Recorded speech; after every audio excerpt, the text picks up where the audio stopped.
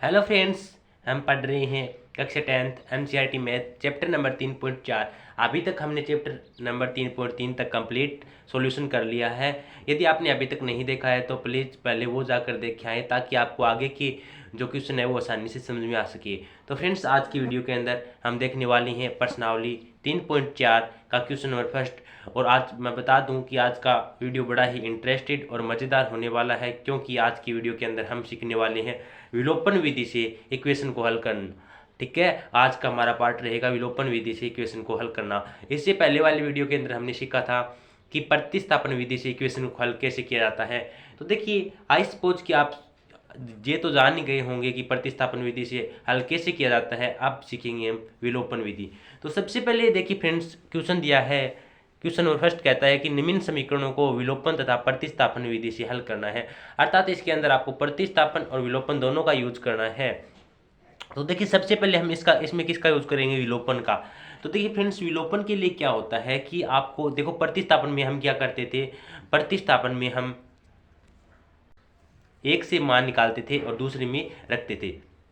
अब यहाँ पे क्या करेंगे, हम x और y के चरों अर्थात वो गुणांक है उनको हम एक एक समान करेंगे। यदि यहाँ पे भी x है और यहाँ पे भी x होता तो मैं या तो घटा देता या जोड़ देता, तो मेरे पास एक कैंसिल होता। कहने का मतलब, यदि तो चाहे हमें इस इक्वेशन के मान बराबर कर लो अर्थात x के मान बराबर करो, या फिर y के अर्थात x के चर x के गुणांकों को बराबर करो या फिर y के गुणांकों को बराबर करो। तो देखिए फ्रेंड्स, मैं आपको पूरी प्रोसेस समझाऊंगा और ये आपसे दावा करता हूं कि आपको अंत में ये वीडियो आपको मक्खन हो जाएगा। तो देखिए, इस वीडियो पर अंत तक बने रहना। तो देखिए, सबसे पहले हमें दो इक्वेशन दी हुई है। इसके लिए हमें कौन सी विधि यूज करनी है, विलोपन विधि। विलोपन विधि क्या कहती है कि दोनों इक्वेशन को यदि आप एक x या y के गुणांकों को बराबर कर लेते हो तो वहाँ से आपके पास एक चर का मान निकल जाता है। यदि एक चर का मान निकल जाता है तो हमें पता है वह दूसरा तो हम किसी एक इक्वेशन में रख कर निकाल सकते हैं। तो सबसे पहले आपको क्या करना है, आपके पास दो इक्वेशन दी होती है, या तो आप x के गुणांक को बराबर करो या फिर y के गुणांक को बराबर करो। मैं क्या करता हूँ, यदि देखो इक्वेशन नंबर एक, देखो समीकरण क्या है, देखो समीकरण एक से ध्यान से समझना, बिल्कुल लीजिए समीकरण एक से।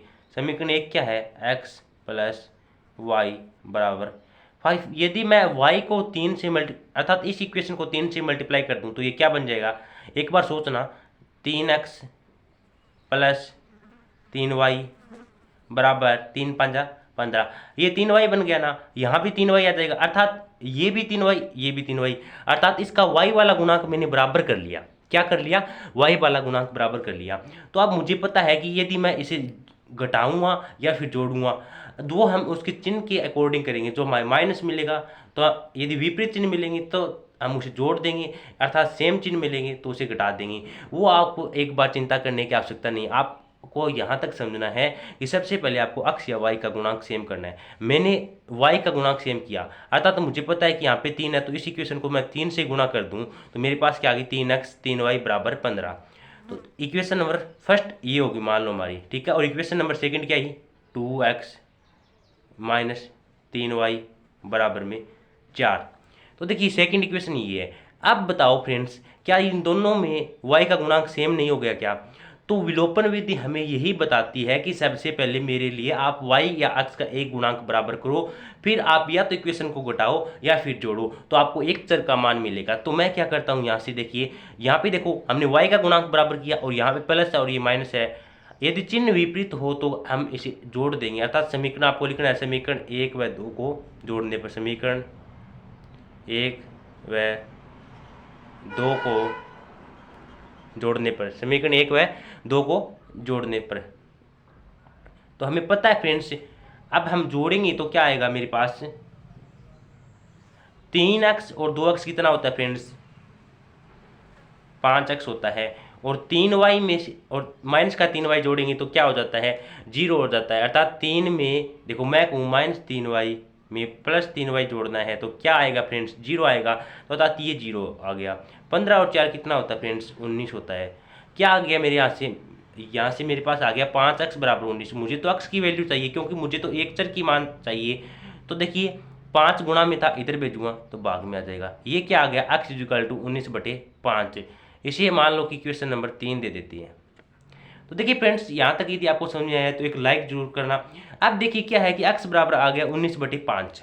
अब मेरे पास x की वैल्यू आ गई। अब मेरे पास इक्वेशन तो और भी है, आप जिस इक्वेशन को आपको ईजी लगी अर्थात अच्छी लगे उसमें आप x का ये मान रख देना, y का आपको खुद ब खुद मान चल जाएगा, मिल जाएगा। तो देखिए मेरे पास ये है, मुझे पता है थोड़ा ईजी है ये इक्वेशन। तो देखिए x का मान आपको लिखना है, x का मान समीकरण 1 में रखने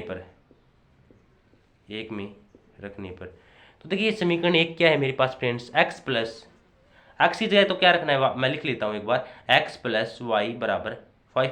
हम जानते हैं कि इक्वेशन नंबर क्या है, ये है x प्लस वाई बराबर 5। x की जगह मुझे क्या रखना है, 19/5 रखना है। तो x की जगह मैंने रखा 19/5 प्लस y बराबर 5।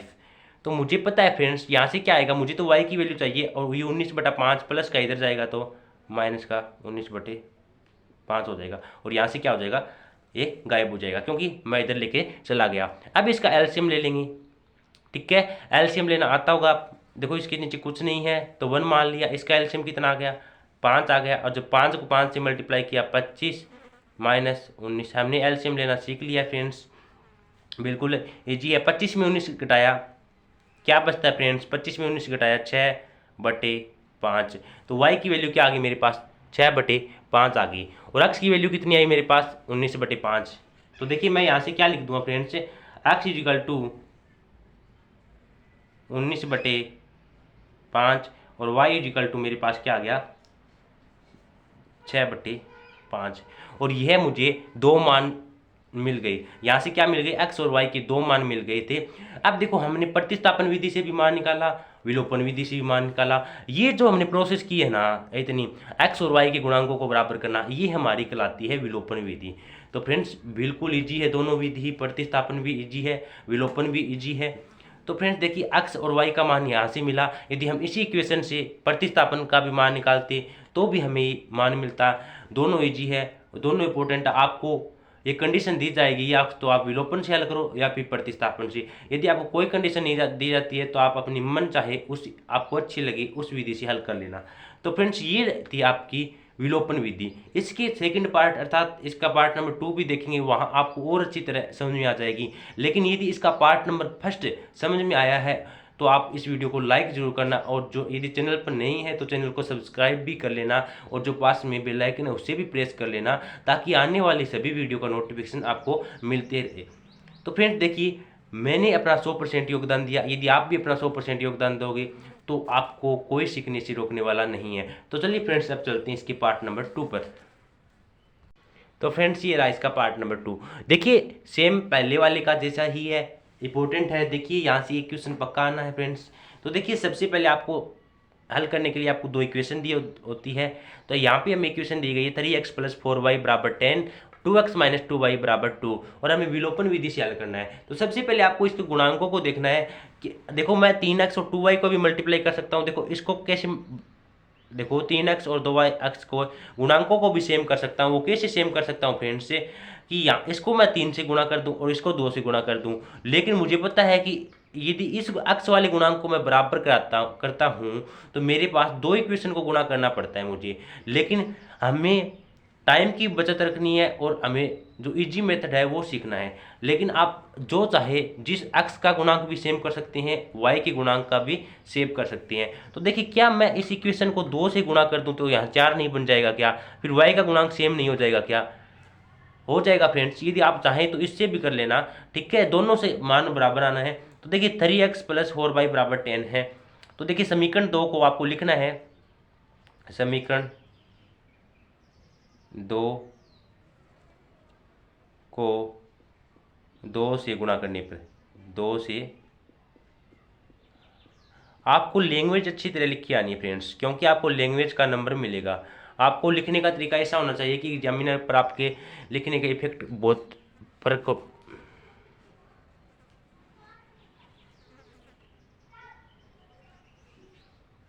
तो फ्रेंड्स देखिए अब इक्वेशन 2 को 2 से गुणा करते हैं। तो मेरे पास दो इक्वेशन क्या है, अब देखो इसे 2 से गुणा करूँगा तो 2 दूनी 4x, माइनस का 2 से किया 4y, और इसको भी 2 से करूँगा तो क्या आ जाएगा फ्रेंड्स, 4 आ जाएगा। यहाँ से मेरे पास इक्वेशन नंबर 2 ये बन जाती है। अब क्या देखो, इक्वेशन नंबर 2 की 1 से कंपेयर करो, क्या ये भी 4y है, ये भी 4y है, दोनों गुणांक सेम नहीं होंगे क्या? देखो y वाले मैंने दोनों गुणांक बराबर कर लिए हैं, अब तो मेरे लिए बिल्कुल ईजी काम हो गया है। तो देखिए मैं वापस लिखता हूँ, समीकरण 1 क्या है मेरे पास, 3x प्लस 4y बराबर 10। इक्वेशन नंबर 2 क्या है, हमने जिसका गुणांक बराबर किया है। देखो फ्रेंड्स, आप सोच रहे हैं कि आपकी मन मर्जी, आपने 2 से गुणा कर दिया, 3 से गुणा, तो मैं बता दूं कि यदि आप जितनी बार जिस संख्या से इस साइड गुणा करोगे, बराबर भी जिस साइड जितनी संख्या से गुणा करती हो, तो इक्वेशन में कोई फर्क नहीं आता है। इसलिए मैंने 2 से गुणा कर दिया, 3 से गुणा। लेकिन ये आपको पता होना चाहिए कि यदि आप इस साइड गुणा करती हो तो इस साइड भी गुणा करना होता है, अन्यथा आपका सवाल गलत हो जाता है। तो देखिए मैंने यहाँ से भी 2 से गुणा किया, तो 2 को यहाँ से भी गुणा किया, 4 आया। तो देखिए गुणा करने के बाद पश्चात मेरे पास क्या इक्वेशन आई थी, 4x माइनस 4y बराबर में 4। ये इक्वेशन नंबर फर्स्ट है, इक्वेशन नंबर सेकंड है। अब देखो हमने y वाले गुणांक बराबर किए, और यहाँ पे भी चिन्ह विपरीत है, ये प्लस का है माइनस का है, तो जहाँ भी आपको चिन्ह विपरीत मिले तो आपको बिना देखे कह देना है समीकरण ए। मान लो कि ये हमारी क्या है, समीकरण 1 और ये समीकरण 2 है, तो समीकरण 1 व समीकरण 2 को जोड़ने पर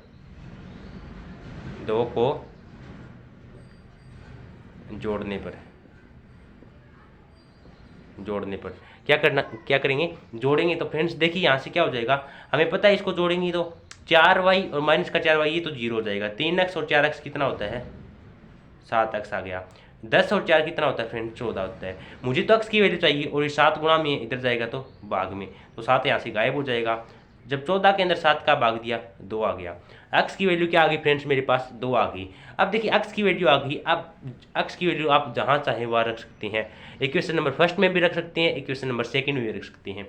तो देखिए मेरे पास x की वैल्यू आ गई, मैं इक्वेशन नंबर किस में रखता हूँ, इक्वेशन नंबर मान लो कि सेकंड में रखते हैं, क्योंकि सेकंड थोड़ी ईजी है, ठीक है। लेकिन कोई ज़्यादा इफेक्ट नहीं होता है टाइम का। यदि आपकी प्रैक्टिस अच्छी है तो आप कौन सी में रखे भी निकाल सकते हैं। तो देखिए x की वैल्यू क्या है, 2, तो आपको लिखना है x का मान समीकरण 2 में रखने पर, समीकरण 2 में रखने, समीकरण 2 क्या है मेरे पास, 2x माइनस 2y बराबर 2 है, ये थी। अब देखो x की जगह क्या है मेरे पास, 2 है, तो 2 गुणा में 2 माइनस का 2y बराबर में 2, 2 दूनी 4 माइनस का 2y बराबर में 2। अब देखो फ्रेंड्स, ये मुझे पता है कि मुझे तो y की वैल्यू चाहिए, और जिसकी वैल्यू चाहिए उसे पॉजिटिव बनाओ हमेशा, क्योंकि हमारा जो काम है पहले ही आसान बना लेना चाहिए। देखो माइनस का 2y इधर भेजूँगा तो ये प्लस का 2y हो जाएगा। देखो माइनस का 2y इधर गया तो प्लस का 2y, और ये 2 प्लस का इधर आएगा तो माइनस का 2। कहने का मतलब y वाले एक साइड करो, बिना y वाले एक साइड करो। तो इसके अंदर y नहीं है तो 2 इधर लेके आया, तो 4 में से 2 हो गया 2, तो यहाँ से क्या बचा, 4 में से 2 गई 2 और 2y, ठीक है, बराबर में चल रहा था 2y। तो मुझे तो y की वैल्यू चाहिए, 2 गुणा में इधर आएगा तो भाग में, जब 2 में 2 का भाग देंगे तो क्या आएगा फ्रेंड्स, 1 आ जाएगा। तो मेरे पास y की वैल्यू कितनी आ गई, 1, और x की वैल्यू क्या आई, 2, अर्थात x इज इक्वल टू मेरे पास आ गया 2 और y इज इक्वल टू आ गया मेरे पास से 1। तो फ्रेंड्स देखिए ये था आपका इसका पार्ट नंबर सेकंड। तो देखिए बिल्कुल इजी है, आपको x और y का गुणांक जब समान करना आ गया, अर्थात उसे मल्टीप्लाई करना आ गया, यदि x और y के गुणांक बराबर कर लेते हैं तो बाद में इस सवाल में कुछ नहीं बचता है फ्रेंड्स। बड़ा क्वेश्चन आने वाला है, इंपॉर्टेंट क्वेश्चन आने वाला है, बार बार बोल रहा हूँ। देखिए फ्रेंड्स अब इसका पार्ट नंबर 3 करते हैं, तो चलिए पार्ट नंबर 3 पर। तो फ्रेंड्स ये रहा इसका पार्ट नंबर 4। तो देखिए मैंने पार्ट नंबर 3 क्यों नहीं करवाया, क्योंकि पार्ट नंबर 3 बिल्कुल इजी सा है, जो अभी तक हमने क्वेश्चन किए सेम बिल्कुल वैसे का वैसा है, इसलिए मैंने पार्ट नंबर 3 नहीं कराया। क्योंकि पार्ट नंबर 4 थोड़ा सा डिफरेंस था, इसलिए मैं करवा रहा हूँ, ठीक है फ्रेंड्स। देखिए यदि आप गुणांकों को सेम करना सीख गए तो आपको कितना ही हार्ड क्वेश्चन मिल जाए आप हल कर दोगे। तो सबसे पहले आपको इस प्रकार की क्वेश्चन दी गई है। अब आपको बच्चों को कंफ्यूज में डाला जाता है कि इस प्रकार के क्वेश्चन को कैसे हल करें, हमें तो ऐसा सिखाया है भी नहीं गया। तो देखिए फ्रेंड्स मैं सिखाऊंगा आपको। सबसे पहले आपको इसी क्वेश्चन को सरल रूप बनाना है, इसी क्वेश्चन का क्या करना है, सरल रूप बनाना है। तो सबसे पहले देखो समीकरण 1 का सरल रूप बनाते हैं, अर्थात इसको एलसीएम लेके हल करना है। समीकरण 1 क्या है मेरे पास, लिखता हूँ वापस, x प्लस 2y, नीचे 2 है, इसके नीचे 3 है, और बराबर में -1 है। कहने का मतलब इसका एलसीएम लेना है फ्रेंड्स। इसका एलसीएम लूँगा तो क्या आएगा मेरे पास, 2 तिया 6, एलसीएम कितना आ गया 6। 6 में जब 2 का भाग देते हैं तो 3 भागफल आता है, और 3 को जब x से मल्टीप्लाई किया 3x, प्लस है तो प्लस, जब 6 के अंदर 3 का भाग दिया 2 आया फ्रेंड्स, कितना आया 2, जब 2 को 2 से गुणा किया 4y, और बराबर में -1। मुझे तो ये 6 भी समाप्त करना है, यदि 6 भाग में इधर भेजूँगा तो गुणा में चल जाएगा, तो गुणा में 6, क्योंकि यदि बराबर में भाग में है तो बराबर की साइड में भेजते हैं तो गुणा में चल जाता है।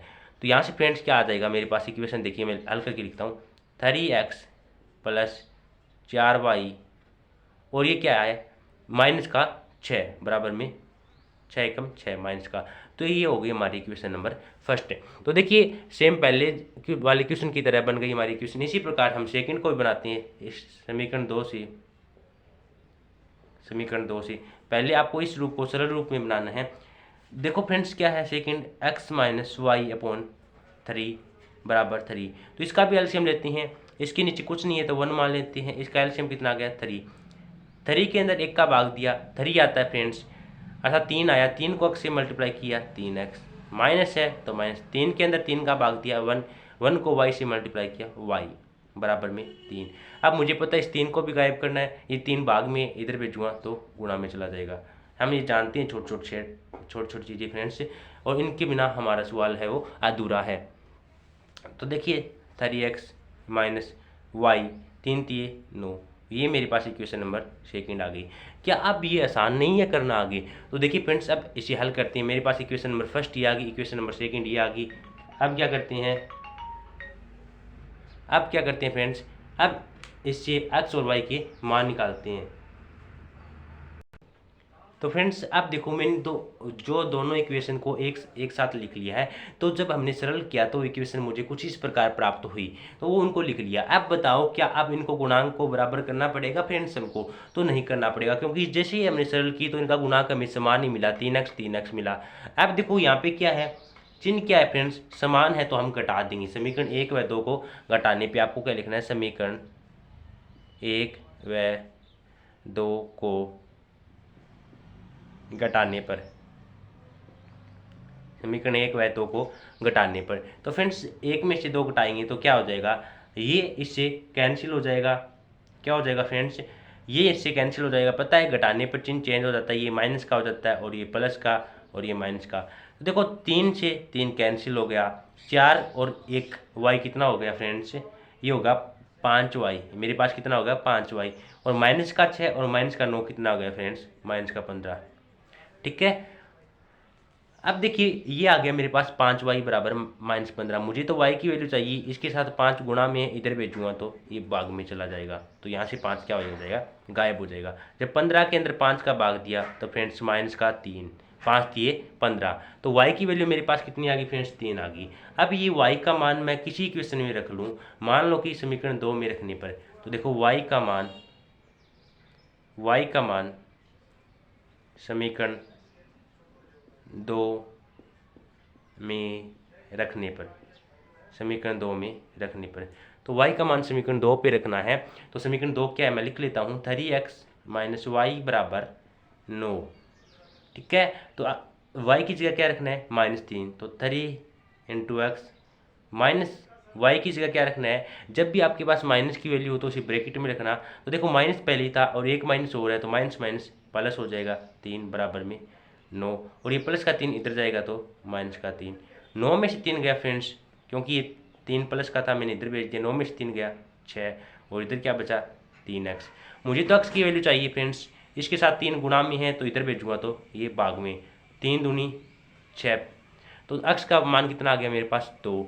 तो देखो x इक्वल टू कितना आ गया मेरे पास 2, और y इक्वल टू कितना आ गया मेरे पास 3, और यही हमें मान निकालना था। यही हमारी क्या कहलाती है, विलोपन विधि, अर्थात प्रतिस्थापन विधि से इक्वेशन हल करना। तो देखिए फ्रेंड्स हमने इसमें विलोपन विधि का भी यूज़ किया और प्रतिस्थापन विधि का भी यूज़ किया। यदि देखिए आपको हमारी ये वीडियो समझ में आई है तो वीडियो को लाइक जरूर करना, यदि इस चैनल पर नहीं है तो चैनल को सब्सक्राइब जरूर करना फ्रेंड्स। देखिए आपके लिए मैं इतनी मेहनत करता हूँ, आप मेरे लिए एक लाइक और एक सब्सक्राइब तो कर सकते हैं फ्रेंड्स। देखिए यदि आपको इसी तरह अन्य आपको जो क्लास 10th का पूरा सॉल्यूशन चाहिए तो फ्रेंड्स आज ही हमारे यूट्यूब चैनल को सब्सक्राइब करिए और जो पास में बेल आइकन उसे भी प्रेस कर ले ताकि आने वाले सभी वीडियो का नोटिफिकेशन आपको मिलता रहे। तो फ्रेंड्स आज की वीडियो में इतना ही, इजाज़त दीजिए। मिलते हैं इसी के क्वेश्चन नंबर 2 के साथ, अर्थात प्रश्नावली 3.4 के क्वेश्चन नंबर 2 के साथ। तब तक के लिए जय हिंद, जय भारत।